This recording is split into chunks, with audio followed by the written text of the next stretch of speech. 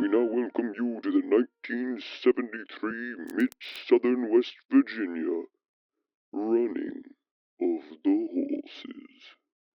Hello, and welcome everyone to DEF G HIJ News on this beautiful Saturday morning of today's big race. Who doesn't love watching majestic four-legged wonders of raw muscle get clobbered with mud and beat with tightly wrapped leather? Go on to achieve greatness. I am, of course, well-renowned news anchor Scud Dudley. And I'm not. Ain't that the truth? The crowds are bustling with excitement, unconventional clothing choices, and a slight buzz of drunkenness from all the imbibed minty beverages of an alcoholistic nature. Even the horses are getting antsy with anticipation for all that is about to transpire on the racetrack here shortly. But no horse racing broadcast would be complete without talking through the odds. Great idea. Not? From what I can see, Casey's Lane has a gimpy back leg. Seems pretty odd to me. Who hasn't noticed at this point that Breadwinner has a weird freckle near his left eye? Is it really a mole, and will this affect his race performance today? Either way, an oddity worth noting. Is that a freckle or is that a mole? That's what keeps me up at night. But without a doubt, the oddest of them all has to be the first ever mini horse allowed on the track, Fluffy Stubbs. This has never been allowed before, Scud. How is this possible? I'm glad you asked that question that I have a pretty tied up answer to, Not. To compensate for this inconsistency and to even be allowed into the race, Fluffy Stubbs' team has discovered a loophole in the racing rulebook. No specific heights of horses and jockeys individually are mentioned. Therefore, they will be allowed to pass the overall height requirement by introducing the race's first ever 6'4" jockey. A 6-foot-tall jockey riding a 4-foot-tall mini horse is sure to be a sight to see. Oh, the horses are now making their way into those green stalls that open rapidly. We should point out that Main Event is the favorite to win. That may just be because he's shown great potential on the racetrack yesterday, or most likely because he's paid off the competitors. But who really knows what will happen, because history hasn't written itself yet. But it sure will get that pen ready soon. All the horses are ready to go, and Scud, I could not be more excited if I won the lottery, or my banjo-playing neighbor moved back to Cincinnati with his in-laws. That sounds like a fun time in Cincinnati, if you're asking me.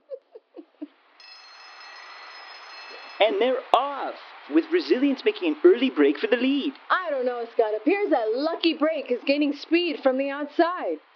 Ooh, and it looks like his leg just snapped in half. Oh, Looks more like a lucky break for his competitors. I guess it's off to the glue factory for old Lucky Break.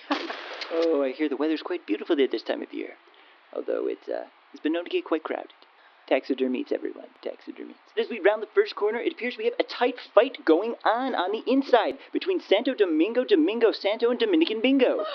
Bull Loney is gaining speed. Mudley Dud appears to be in the running as well, but Pricey Dice just tripped and rolled, taking another horse with him, ironically with Snake Eyes ending up on top. Scud, this may not be the Super Bowl, but Nayonce is still trying to put a ring on it. Whoa, is probably what Cheater Seed is thinking right now, after that immediate disqualification near the starting gate where it appears the jockey was caught subtly trying to use spurs to kick an opponent's horse. Who would have guessed trickery like that from this team? Surely not me. Well, Shirley was always quite perceptive. Too bad she doesn't work here anymore. Back to the action as Colonel Sandals is putting up quite a flippin' good time in the lead, Scud. Ooh, but that's a disastrous move to the middle by Cajun Bacon, as he was just totally eclipsed by Bonnie Tyler's Heart, Mr. Whiskers, and Watch Me Nene. Chalupa number 5 is chugging like a choo-choo. Never tell me the odds. What? No, that's the name of the horse. Never tell me the odds. Anyway, Never Tell Me the Odds is doing the opposite, as he appears to begin falling behind. A tough bump around in the middle, changing the placements of Raising Hail, Riggedy Ticket, and Forever 65, trying to field 22 again. I have no more nails left to chew, Scud. Left absolutely in a puff of smoke in the backfield is Flying High, sponsored, of course, by Green Leaf Cannabis. High seems to be just out wandering around, not too concerned with the events at hand. Now he seems to be just eating some of the winner's roses. I guess he's got the munchies. That's unfortunate and probably an ethics violation. Back to the front straight away, we've got Wacky Calves and Fancy Prancer making a run on Def Leppard. Now they passed him. Incredible feats of speed. I would not count out Skid Mark or IKEA meatballs. Going into the final turn, both have shown endurance to be their secret weapon in final moments when traditional weaponry wasn't available.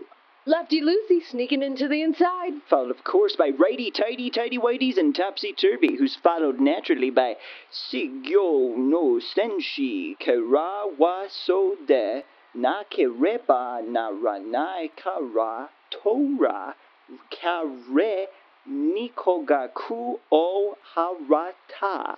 Amen, Scud. That's gotta be in the top 25 longest names I've ever heard in a horse race. A good case could be made for that. Not. Of course, for our English-speaking viewers, a rough translation would be the strongest warrior because he has to be. My father paid good money for him. Back to the final stretch with Backdraft taking a surprise lead from the outside of all places with a sudden burst of speed. He could do it. He could do it. This horse could stop out the competition like Michael Flatley. I can't believe it. I can't believe what I'm seeing. I'm seeing it. I'm just having trouble believing it. That's pretty much what I just said. Not. Bass Ackwards appears to be gaining traction. But the craziest part here, folks, is that this horse is actually running backwards. They're across the line. They're across the line. It's too close to call. Too close to call. Wait. I'm just getting an update. Look at this final results picture. My gracious sakes alive, Bass Ackwards has won by a cheek. I'm in shock. So am I. This is absolute madness. No, I think I'm literally so bewildered that I'm actually going into shock. Oh, shoot. Oh, my goodness. Do we have a doctor in the house? Well, that might be a problem if we weren't pre-filmed from somewhere unnotable. It's unserious.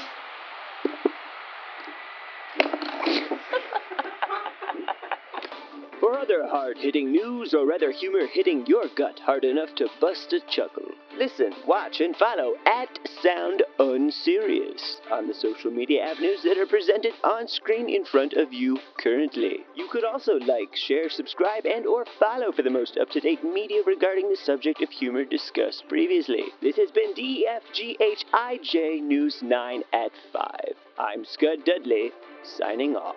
Just remember, when news breaks, we'll try to put it back together for you.